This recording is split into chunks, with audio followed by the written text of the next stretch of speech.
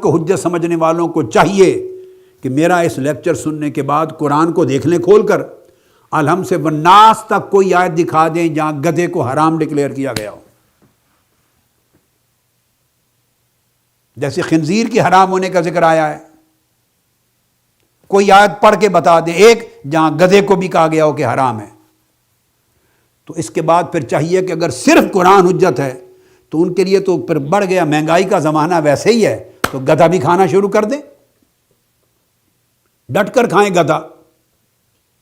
تو گدھا کس طرح یہ کیوں چھوڑ دیا آپ نے؟ قرآن نے تو اس کو حرام نہیں کیا، اس کو بھی ذبح کریں اور کھائیں، اس کو آقا نے حرام ڈکلیئر کیا۔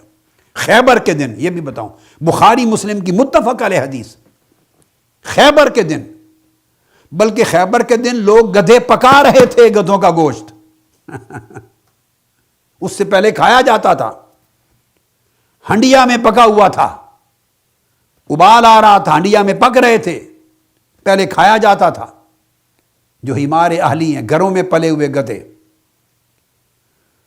تو وہ ذبح کر کے ہنڈیوں میں پکا رہے تھے کہ آقا علیہ السلام نے فرمایا علی کو جاؤ اعلان کر دو، صحابہ کرام کے اعلان کیا۔ بخاری مسلم کی متفق علیہ بہت سی حدیث ہیں، اور فرمایا کہ اللہ اور اس کے رسول نے آج گدھا تمہارے اوپر حرام کر دیا ہے۔ گدھا حرام ہو گیا، خیبر کے دن سے حرام ہوا اور قیامت تک حرام ہے۔ تو اگر رسول کی حدیث حجت نہیں، صرف قرآن سے حکم لینا ہے، تو پھر مچھلی کھانا چھوڑ دو اور گدھے سے بچنا چھوڑ دو، گدھا بھی خوب کھایا کرو۔ وہ تو حضور علیہ السلام نے خیبر کے دن حرام کیا، اور بخاری مسلم میں اس کی حرمت آئی ہے، قرآن مجید میں نہیں آئی۔ سمجھنے کے لیے یہ دو مثالیں کافی ہیں، ورنہ سینکڑوں ہزاروں مثالیں ہیں روز مرہ کی زندگی میں۔ تو کبھی استثناء کر دیتے ہیں آقا علیہ السلام کی حدیث، تو وہ قرآن کی عدم موافقت اور مخالفت نہیں ہوتی، وہ قرآن کی شرح ہوتی ہے۔ کبھی قرآن میں حکم مطلق آتا ہے، مطلق رسول پاک صلی اللہ علیہ وسلم اس کو مقید کر دیتے ہیں، ایبسلیوٹ حکم تھا، اس کو کوالیفائی کر دیا، اس کی کوئی کوالیفیکیشن بیان کر دی، کنڈیشن بیان کر کے کوالیفائی کر دیا۔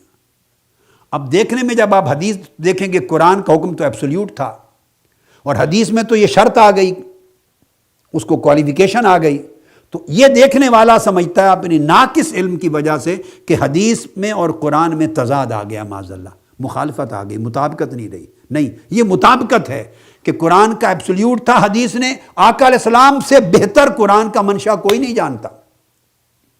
اور وجہ یہ ہے کہ وحی دو قسموں کی آقا علیہ السلام پہ اترتی تھی، ایک وہی جو جبرائیل امین لے کر آتے، لفظ کی بھی اور معنی کی بھی، اسے قرآن کے طور پہ آقا علیہ السلام بیان کرتے۔ ایک وہی آقا علیہ السلام کے قلب اطہر روح مبارک پر القاء ہوتی، معنی کی صورت میں، فقط معنی، اس کا معنی القاء ہو جاتا، آقا علیہ السلام اس کو سمجھ لیتے اور اپنے الفاظ میں بیان کرتے۔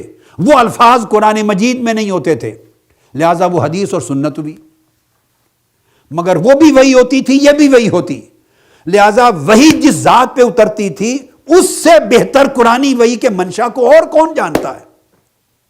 لہٰذا جو بھی ارشاد فرمائے آقا علیہ السلام وہ قرآن کی مطابقت اور موافقت میں ہے، چونکہ قرآن کی اصل منشا کی وضاحت فرما رہے ہیں، اس کی شرح کر رہے ہیں، اس میں عملی تطبیق ہے۔ اس طرح کبھی تشریع احکام کے لیے ایک حکم آ جاتا، اس کی تفصیل نہیں آتی، جب میں نے ابتدا میں بیان کیا تھا، نماز ہی کو لے لیں، فرما دیا نماز قائم کرو، بھئی قائم کس طرح کرو، الف سے یہ تک نماز کی کوئی تفصیل قرآن میں نہیں آئی۔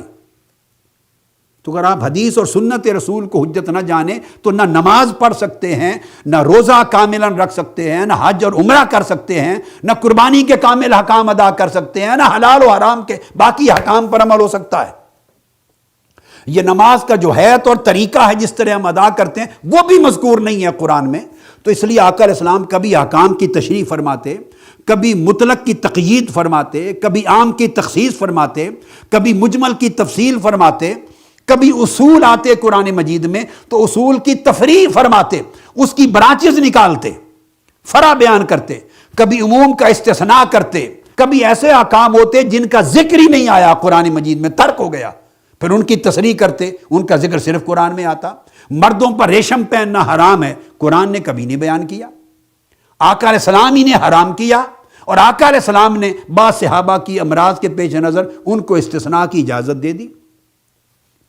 روزہ اگر رکھ کے کوئی توڑ بیٹھے روزہ، تو روزے کا کفارہ قرآن میں نہیں ہے، نوٹ کر لیں۔ روزہ رکھنے کا حکم ہے، اگر روزہ آپ توڑ بیٹھیں تو اب آپ کرتے ہیں نا، یا 60 روزے رکھیں گے یا نہیں رکھ سکتے، 60 مسکینوں کو کھانا کھلائیں گے، نہیں تو پھر غلام آزاد کریں گے، پہلے غلام آزاد کریں، وہ آج کل ہیں نہیں، 60 روزے رکھیں، نہیں رکھ سکتا، 60 مسکینوں کو کھانا کھلائیں۔ یہ جو کفارہ ہے روزہ توڑنے کا، اس کا قرآن مجید میں ذکر نہیں ہے۔ اب بولیے، انسان ہے، بشر ہے، اگر روزہ توڑ بیٹھا تو کیا کرے گا؟ اب اس کا کفارہ کہاں سے لائے گا؟ جس نے کہا صرف قرآن کافی ہے اور سنت اور حدیث حجت ہی نہیں، احکام اور شریعت صرف قرآن سے ملتی ہیں، تو پھر وہ روزہ توڑ بیٹھے تو اس کے پاس کفارہ ہی کوئی نہیں، کیا کرے وہ کفارہ آقا علیہ السلام نے دیا، تو کفارہ بھی حدیث اور سنت رسول نے دیا۔ اور ایک صحابی نے کہا تھا، جو توڑ کے آیا تھا روزہ، اس نے کہا تھا میرے پاس نہ آزاد کرنے کو غلام ہے، نہ 60 روزے رکھنے کی طاقت ہے، نہ میرے گھر سے زیادہ کوئی غریب گھرانہ ہے کہ میں 60 مسکینوں کو کھانا کھلاؤں۔ تو آقا علیہ السلام نے اپنے پاس سے کھجوریں دے دی اور فرمایا خود کھا لو، بیوی بچوں کو کھلا لو، تمہارا کفارہ ادا ہو گیا۔ تو کفارہ بھی خود دیا، اور جو آدمی اس قابل نہ تھا اس کو رخصت بھی خود دے دی۔ تو کبھی آقا علیہ السلام بعض وہ احکام جو قرآن میں منصوص نہیں تھے ان کی تصریح فرماتے، کبھی قرآنی حکم کے اوپر اضافتاً کچھ ارشاد فرماتے تاکہ اہداف اور مقاصد کی تکمیل ہو سکے۔ اس لیے قرآن مجید میں آیا وَأَنزَلْنَا إِلَيْكَ الذِّكْرَ لِتُبَيِّنَ لِلنَّاسِ مَا نُزِّلَ إِلَيْهِمْ، سورہ النحل ارشاد آیت نمبر 44، ارشاد فرمایا اور ہم نے آپ کی طرف ذکر یعنی قرآن نازل کیا ہے تاکہ آپ جو کچھ آپ کی طرف نازل ہوا لوگوں کے لیے اس کی وضاحت فرمائیں، اس کو خوب کھول کر سمجھائیں۔ یہ آقا علیہ السلام کی شان ہے۔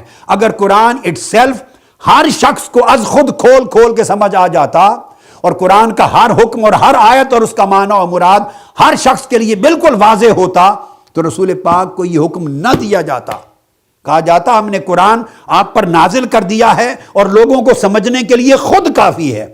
قرآن نے الحم سے والناس تک کہیں ایسا نہیں کہا۔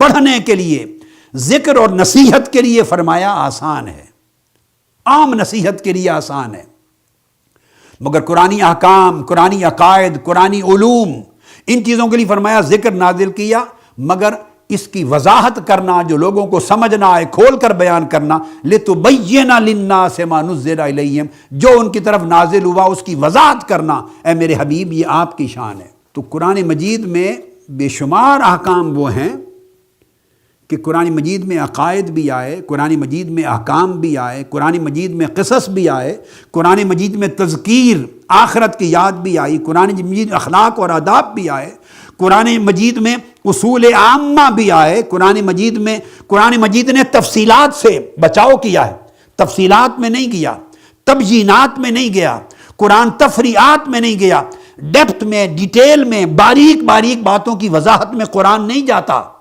قرآن اصولی بات کرتا ہے، قواعد میں، عقائد میں، احکام میں، قصص میں، تذکیر میں، آداب میں، اصولی باتیں۔ اب ان کی برانچز ہیں، ان کی تفصیلات ہیں، ان کے اطلاقات ہیں، ان کی اپلیکیشنز ہیں، ان کے استثناء اور ایگزمپشنز ہیں، یہ ساری چیزیں اللہ رب العزت نے چھوڑ دی، قرآن میں بیان نہیں کی۔ یہ ساری چیزیں چھوڑ دی، قرآن میں بیان نہیں کی۔